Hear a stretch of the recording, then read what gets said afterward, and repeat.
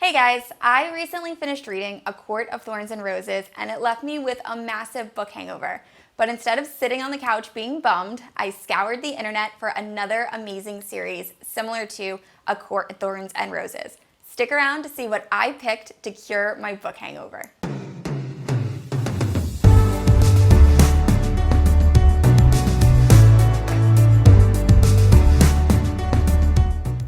Before we get into the first book, I want to let you guys know that I'm only going to be doing a short summary of each book, followed by some similarities and differences to A Court of Thorns and Roses. However, if you would like a more in-depth review, you can definitely check out my written reviews at www.honestfiction.club.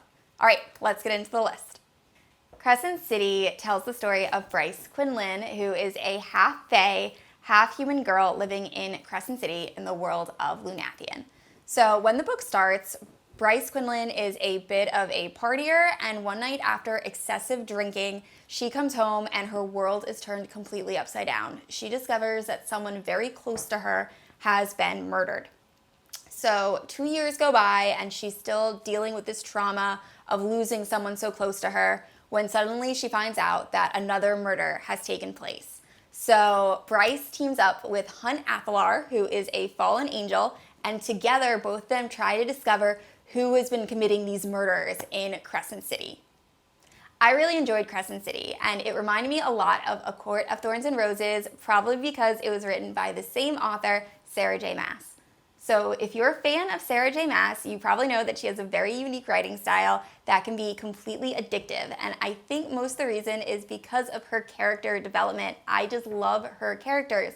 So my favorite characters of all time are the Inner Circle in A Court of Mist and Fury. And I think Crescent City has some characters that are very reminiscent of that. Also, the main love interest in Crescent City remind me a little bit of the Illyrian warriors that are in A Court of Thorns and Roses. So those are the similarities. Some of the differences I found were that Crescent City is an urban fantasy as opposed to a high fantasy, so that can be a little jarring when you're jumping into it.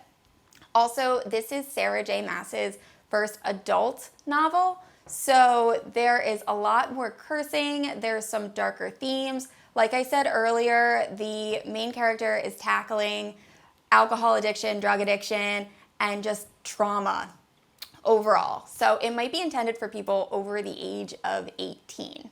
But overall, I really enjoyed this book. I thought the writing was amazing. I thought the characters were excellent, and I would definitely recommend checking it out. The next book on my list is Rhapsodic by Laura Thalassa. Rhapsodic follows Calypso Lillis, and when she is 16 years old, she kills her stepfather. So in order to help cover up the murder, she contacts the Bargainer. The Bargainer is a dark fairy known for exchanging wishes for favors. So Callie becomes infatuated with the Bargainer and ends up owing him a lot of favors. However, one day, the Bargainer abruptly leaves Callie's life, and 7 years go by before she sees him again. He shows up on her doorstep and is ready to collect all the debt she owes him. So I found this to be very similar to A Court of Thorns and Roses. The main love interest in this book is a dark fairy who's covered in tattoos, has a giant wingspan, lives under the mountain, and is in charge of the Dark Court, which is pretty much Rhysand to a T. The main difference here is that there's a lot more smut in this book. I found it to kind of overtake the plot a little bit.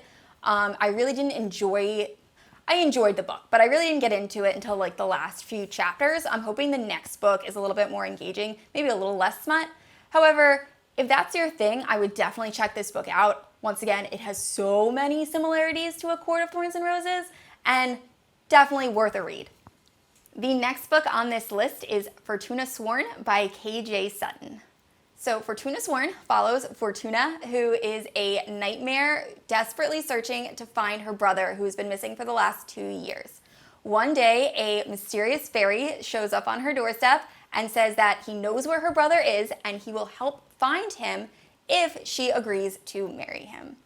So I found this to be very reminiscent of A Court of Thorns and Roses, mostly because there is a trial that Fortuna has to go through for a decent chunk of the book, which is very similar to what Feyre had to go through under the mountain to prove herself.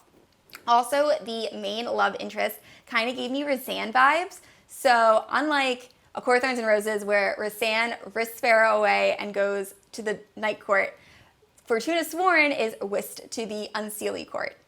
So the main differences between the books are that Fortuna Sworn is much darker of a book. It tackles a lot of dark themes like slavery and sexual assault, and just has a much darker feel. Unlike Rhapsodic, it does have some of the trials that Feyre goes through under the mountain in order to prove herself. Also, the main love interest gave me serious Rhysand vibes, except instead of risking Feyre away going to the Night Court, this main character risks Fortuna away and they go to the Unseelie Court. So unlike A Court of Thorns and Roses, this tackles some darker themes such as slavery and sexual assault. It just has a much darker feel to it than I feel A Court of Thorns and Roses did. It also has a little bit more smut, but unlike Rhapsodic, the other book I was talking about, it's done more tastefully and I feel like it doesn't take away from the plot. So definitely check out this book. I absolutely loved it. Also, I read Restless Slumber, which is the sequel to Fortuna Sworn, which was also just as awesome, if not better. Definitely check both books out if you get a chance. The last book on my list is From Blood and Ash by Jennifer L. Armentrout. So if you saw my last review, I absolutely adore this book. The story follows Poppy, who is the maiden. She's living this very isolated life, and she meets Hawk, who is the newest member of the Rise Guard, and he ends up being assigned as her personal guard, and the story really follows their budding romance. And I'm gonna leave it there so I don't get into too many spoilers. This story reminded me so much of A Court of Thorns and Roses, mostly because of the writing style. If you have not checked out Jennifer L. Armentrout's work, definitely do that. Her writing style is very similar to SJM. It's very straightforward, very direct, easy to get through, and I absolutely love it. Her character development is also really well done and reminded me a lot of Sarah J. Maas. This book also features the best slow burn romance I've ever read. It might even top Feyre and Rhysand. So the main difference between A Court of Thorns and Roses and From Blood and Ash is that there's no fairies, and also this feels slightly more adult than young adult. But overall, definitely check this book out. It was by far one of my favorite reads of all time. There you have it, guys. Those are the 4 books I used to cure my A Court of Thorns and Roses hangover. Please let me know in the comments if there are any other books you think would be a perfect fit to follow up A Court of Thorns and Roses. Also, just a reminder, I post written reviews at honestfiction.club, and I post new videos every Tuesday, so hit that subscribe button. All right, see you next week.